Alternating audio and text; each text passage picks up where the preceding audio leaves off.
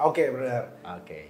Bang Mario, kita coba jauh lebih dalam bicara tentang LGBT ini dari sudut pandang biblikanya, dari sudut pandang teologis. Tadi kan kita sudah bicara sudut pandang perkembangannya, lalu LGBT itu apa LGBT itu, lalu tadi ternyata udah dari abad 19 itu barang sudah mau dilegalkan. Iya. Bahkan perkembangan entitasnya itu di Indonesia pun sangat masif, sangat sistematis gitu cara mereka masuk ke organisasi, dan tadi kita udah bahas dari sudut pandang umum lah. Nah, kita coba lebih jauh, lebih spesifik dari kacamata Injil sendiri, brother.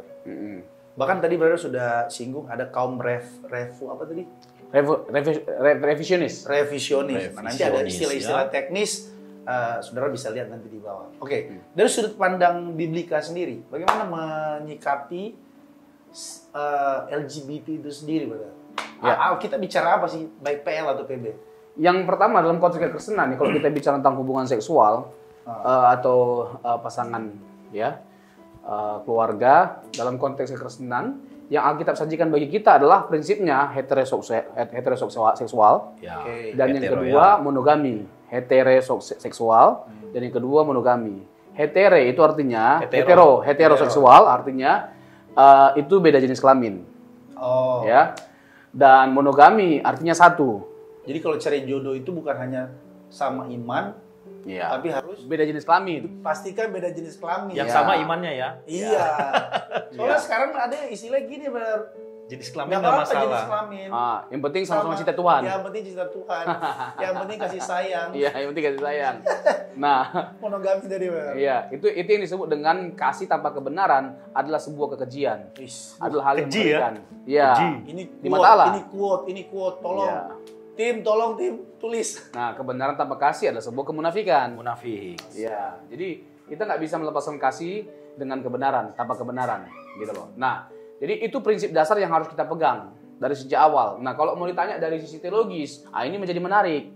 Nah, apakah PL dan PB berbicara tentang kasus ini? Ya. Memang tidak ada istilah LGBT, tapi kita bisa melihat bertebaran ya banyak data di Alkitab yang menekankan bahwa Allah menentang hubungan sejenis. Misalnya, boleh Brother Mario buka beberapa teks gitu loh. Kita mulai dari kejadian pasal 19 dulu. Kita tahu ya kejadian mengenai Sodom dan Gomora. Dan pada umumnya Ayat berapa, brother? di ayat 4, tapi nanti dulu. Oke, siap. Nah, tapi pada umumnya begini, brother. Kalau kita bicara tentang Sodom dan Gomora, kita langsung tahu tuh kenapa Tuhan hancurkan Sodom dan Gomora, karena homoseksual. Iya ya. Tapi memang kita Emang nggak ada dosa lain selain itu dia, kita harus fair. Iya. Jadi selain dosa homoseksual, itu banyak dosa mereka. Kan di teks itu di pasal 19 dibilang bahwa mereka itu sangat jahat gitu loh, melakukan kejahatan yang luar biasa. Iya. Di konteks pasal 19 itu. Tetapi kita nggak bisa pungkiri ketika bicara tentang Sodom Gomora ada kasus Lot yang ada 2 malaikat datang bertamu ke rumah Lot. Ya. Nah, lalu ada masa yang ingin menggagahi mereka, 2 malaikat itu. Tetapi Lot berkata apa? Aku ada punya 2 anak perempuan ya. yang belum pernah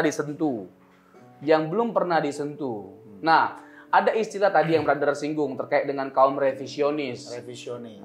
Itu para teolognya LGBT lah yang mencoba untuk memberikan makna baru dari sebuah teks atau konteks. Nah, pertanyaannya, ini yang ngeri-ngeri sedap. Makna baru yang seperti apa yang mereka sajikan dari konteks itu? Mereka bilang itu bukan teks atau konteks yang tepat untuk digunakan melarang kaum LGBT. Kenapa? Karena konteksnya adalah pemaksaan atau pemerkosaan atau ketidakramahan. Jadi mereka justru kaum ini, saya sih melihat yang ini, brother, keramahan yang disorot. Ya, ketidakramahan. Agak jauh ya menyimpang. Itu dia. Hanya menyoroti sikap yang tidak ramah berarti. Iya. Wah. Nah, Berbahaya. Jauh bagi kita, bagi mereka dekat. Nah, ada yang menarik, ada hubungannya dengan konteks budaya pada waktu itu. Oke. Misalnya, kalau hal itu tidak dilakukan secara paksaan, secara pemerkosaan, itu nggak jadi masalah. Karena dilakukan secara paksa dan pemerkosaan lah itu menjadi salah. Jadi Menurut bukan pandangan bukan dosa homoseksualnya yang menjadi dosa. Nah, kan ini kan. Jadi ngeri kalau juga, baik-baik, kan? manis-manis, ramah, Ya, nggak salah. dosa itu. Nggak dosa itu. Nah, Agak lain ya. tapi gini, satu sisi boleh juga cara berpikir mereka. Iya juga Pola ya. pikir yang mereka Iya, bangun iya, terhadap kan karena memang kan masal kan. Ya, Sementara benar. korbannya cuma 2. Massal dan masif. Terus kalau bicara tentang ketidakramahan, mereka anggap begini. Dalam konteks waktu itu budaya begini, namanya tamu Ya. itu harus diperlakukan secara hormat. Jadi mereka bukan mau melakukan hubungan seksual atau homoseksual, tidak sama sekali. Tapi mereka mau kenalan. Bisa-bisanya ya kamu Lot ya, punya tamu tapi kamu nggak perkenalan sama kami. Bawa lu keluar, kami mau kenalan. Kata Yada, berkenalan. Kan ada 2 artinya. Ya. Satu bersetubuh, yang kedua berkenalan. Nah sekarang pertanyaannya, apakah benar kalau bicara tentang konteks, mendukung konteksnya, kata Yada itu untuk berkenalan, bukan bersetubuh. Nah, mari kita fair dengan melihat konteksnya. Kata Yada memang bisa berkenalan, tapi juga bersetubuh. Tapi kalau kita lihat konteks, itu lebih tepat bersetubuh. Karena dia kasih anaknya dan mengatakan belum pernah disentuh. Ya. Gitu loh. Nah, sekarang begini, coba Kejadian pasal 4. 19? Kejadian pasal 4 ayat 1. Nah, dikatakan di situ kan bersetubuh kan? Yang Kain gitu loh, bersetubuh dengan istrinya. Oke. Saya baca nih. Ya. Kemudian manusia itu bersetubuh dengan Hawa, istrinya, dan mengandunglah perempuan itu, lalu melahirkan Kain. Nah, kalau Maka kata perempuan itu, aku telah mendapat seorang anak laki-laki dengan pertolongan Tuhan. Nah, itu kata yang dipakai Yada. Yada ya. Bersetubuh. Nah, coba di ayat 17. Ayat 17. Kain bersetubuh dengan istrinya dan mengandunglah perempuan itu, lalu melahirkan Henok. Kemudian Kain mendirikan suatu kota dan dinamainya kota itu Henok menurut nama anaknya. Bersetubuh itu Yada lagi. Yada. Ayat 25. Adam bersetubuh pula dengan istrinya, lalu perempuan itu melahirkan seorang anak laki-laki dan menamainya Set. Nah, jadi ya, itu Yada lagi. Yada. Jadi nggak tepat kalau Yada itu hanya diartikan dalam pengertian berkenalan. Ya, itu pasti dalam konteks seksual. Lebih tingkatannya lebih dalam lah begitu. Ya. Nah, terus ada nggak teks-teks lain di Perjanjian Lama yang jelas gitu eksplisit menekankan bahwa itu sebuah penyimpangan? Misalnya Imamat 18 ayat yang ke-20. Jadi hubungan laki-laki dengan laki-laki itu dianggap sebagai kekejian, toeba dalam bahasa Ibrani. Imamat 18 ayat 20, dan janganlah engkau bersetubuh dengan istri sesamamu sehingga engkau menjadi najis dengan dia. Ayat sebelumnya, sorry. 19, janganlah kau hampiri seorang perempuan pada Ayat sebelumnya, sorry. ayat. Iya. Tadi itu Imamat pasal Imamat 18. Imamat 18 ayat yang ke-20. 20 tadi. 22. Oh, 22. Apa kalau kita meleset-meleset? Dikit-dikit. Yang penting masih di ayat yang Semangat. Saking semangatnya. Iya.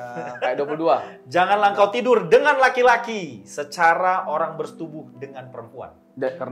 Karena itu suatu kekejian. Ya. Keji. Jadi toeba dalam bahasa Ibrani itu sebuah kekejian dan ini sebuah penyimpangan yang mendatangkan hukuman. Hukumannya. Dalam bahasa aslinya, bahasa Ibraninya. Nah, ada yang mengatakan begini, brother. Menariknya begini. Mereka ini orang-orang yang pintar, bukan tidak pintar, tapi pintar dalam pengertian mencari-cari pembenaran diri, pembelaan. Ada aja ruang-ruangnya. Jadi kalau kita nggak dalam memahaminya, ya kita bisa terbawa arus. Oh iya ya, ini benar juga ya. Ini bukan teks yang tepat untuk melarang LGBT. Mereka mengatakan bahwa konteks ini hubungannya masuk karena mana hukumnya? Kan ada moral, ada sipil, ada seremonial. Mereka bilang ini seremonial, bukan moral. Sementara kan kita tahu bahwa jangan berzina, jangan membunuh, dan lain sebagainya macamnya itu masuk ke hukum moral. Hukum moral dalam konteks kekristenan itu bersifat kekal dan universal. Ya. Jadi mereka bilang, jadi nggak berlaku lagi hukum seremonial. Masih berlaku nggak hukum seremonial? Sudah nggak, berarti gagal dong. Sudah nggak berlaku lagi dong hukum itu. Ketika dilarang itu, pada waktu itu untuk orang Israel, untuk kita sekarang udah nggak berlaku lagi. Akan ngeri kan? Ngeri, masuk akal juga gitu satu sisi. Nah, bagaimana kita tanggapannya? Nah, bagi kita itu masuk kategori bukan hanya hukum seremonial, tapi juga hukum moral. Di mana Allah menentang hal itu sehingga hal itu masih berlaku sampai hari ini. Mereka bilang begini, kan apa bedanya dengan yang lainnya yang pada waktu itu dilarang, tapi sekarang itu udah diterima, dilakukan. Misalnya jangan makan B2. Jangan makan darah. Sekarang kita makan B2. Makan darah. Coba. Itu argumennya ya. Iya. Nah, kalau untuk itu kita udah legalkan. Kenapa untuk homoseksual kita nggak legalkan? Tidak legalkan. Nah, sekarang coba ayat selanjutnya, Le. Ayat 23. Janganlah engkau berkelamin dengan binatang apapun. Nah, kalau mereka itu ayat 23 kan? Iya, Kan konsistensi. Sekarang pertanyaannya, apakah mereka setuju mereka berkelamin melakukan dengan hubungan binatang. Mereka nggak setuju dengan itu, tapi setuju dengan ayat 22. Kan nggak fair. Ya, Lalu ayat harusnya dihantam semua dong. ayat 24-nya. Janganlah kamu menajiskan dirimu dengan semuanya itu. Sebab dengan semuanya itu bangsa-bangsa yang akan kuhalaukan dari depanmu telah menjadi najis. Iya, jadi kan ada hubungannya dengan penghukuman. Jadi tindakan-tindakan itu sama ibu sendiri, ibu kandung sendiri, itu akan mendatangkan penghukuman. Terus ayat ini terakhir, untuk PL ya. Imamat pasal 20 ayat 13. Imamat 20 ayat 13. Sebenarnya kan sambil nyari ada isu tentang Daud dan Yonatan juga. Mereka juga LGBT ternyata. Oh iya, berkasih kasihan katanya. Berkasih kasihan kan. Oke, kita 20, kalau 13 tadi ya, ya. Imamat 20. Ku baca dulu ini kan. Boleh silakan. Oke, bila seorang laki-laki tidur dengan laki-laki secara orang bersetubuh dengan perempuan, jadi keduanya melakukan suatu kenajisan, pastilah mereka dihukum mati dan darah mereka tertimpa kepada mereka sendiri. Hukum mati. itu kan jelas. Jadi ya. itu sebuah kekejian di mata Allah yang mendatangkan penghukuman. Ya. Nah, itu untuk PL. Nah, untuk PB PL ada nggak? PBA itu dia pertanyaannya. Ada nggak untuk PB? Coba Roma 1 ayat 26 27. Nah, ini juga menarik. Ya. Tapi nanti setelah ini aku mau minta closing statement karena waktu kita juga Mepet memang padahal ini lagi hot-hotnya ini. Ini bisa part 2 ini harusnya. Karena secara konseling nanti kita juga akan bahas bahwa bahwa sekalipun kita kan harus tegas tuh untuk penyimpangan seksualnya kita tidak terima. Tapi apakah lalu orangnya kita nggak terima? Orangnya kita terima. Mungkin, ya. Gitu loh, tapi penyimpangan perilakunya tidak kita terima. Artinya gereja tidak menutup pintu terhadap orangnya. Iya. Tapi perilakunya kita tutup pintu ya. Gereja harus membuka selebar-lebarnya bagi semua orang termasuk kepada mereka. Karena gereja bukanlah tempat untuk orang sempurna. Gereja itu tempat orang berdosa. Gereja itu sebagai sebuah bengkel. Ya kan? Yang harus welcome terhadap semua orang dan menerima semua orang supaya kita hadir untuk menjadi berkat bagi mereka. Karena kita adalah garam dan terang dunia. Baca dulu. Roma 1 Waktu kita mepet. Kita tutup di sini. Ayat terakhir ini. Ya. Karena itu Allah menyerahkan mereka kepada hawa nafsu yang memalukan. Sebab istri-istri mereka menggantikan persetubuhan yang wajar dengan yang tak wajar. 27, demikian juga suami-suami meninggalkan persetubuhan yang wajar dengan istri mereka dan menyala-nyala dalam berahi mereka seorang terhadap yang lain, sehingga mereka melakukan kemesuman laki-laki dengan laki-laki, dan karena itu mereka menerima dalam diri mereka balasan yang setimpal untuk kesesatan mereka. Nah, mereka tolak bahwa teks ini bisa dipakai untuk melarang LGBT. Kenapa? Karena konteks itu pada waktu itu mereka anggap Paulus sedang menghantam kebudayaan Yunani Romawi. Ini revisionis tadi nih. Revisionis. Oke. Kaum revisionis. Mereka itu punya makna baru terhadap teks ini. Ya. Dan mereka menentang tafsiran kaum tradisional. Jadi waktu itu udah biasa, misalnya di zaman Nero dan Caligula melakukan hubungan seksual secara terbuka, secara bebas, gitu loh, laki-laki dengan laki-laki, laki-laki dengan perempuan dalam konteks budaya pada waktu itu. Nah, pertanyaannya, apakah benar demikian? Apakah Paulus itu menentang hubungan yang terang-terangan yang seperti itu, secara gamblang, secara bebas seperti itu? Bukan menentang hubungan seksualnya, homoseksualnya. Nah, sekarang begini. Paulus itu mengembalikan kepada esensi dari penciptaan. Roma 1 ayat 18 sampai 31 bahwa tidak seperti itu maksud Tuhan dari sejak awal ketika dia menciptakan segala sesuatu. Nggak ada dalam rancangan Tuhan hubungan yang diberkati itu seperti itu. Sesama jenis itu. Iya. Jadi jelas hubungan yang Tuhan berkati dari sejak awal adalah Adam dan Hawa, heteroseksual gitu loh. Dan satu-satu, Tuhan nggak menciptakan bagi Adam banyak cewek loh, hanya satu loh. Dan dia nggak punya pilihan. Tapi meskipun nggak punya pilihan, dia bukan orang yang pasrah, udahlah ini dari Tuhan. Enggak, tapi memang yang terbaik yang Tuhan kasih. Mantap. Kita closing, brother. Gak apa-apa, closing kita itu lebih kepada refleksinya. Dari bagaimana seharusnya gereja menyikapi hal ini. Dari Bang Mario dulu, nanti dari brother kalau ada boleh.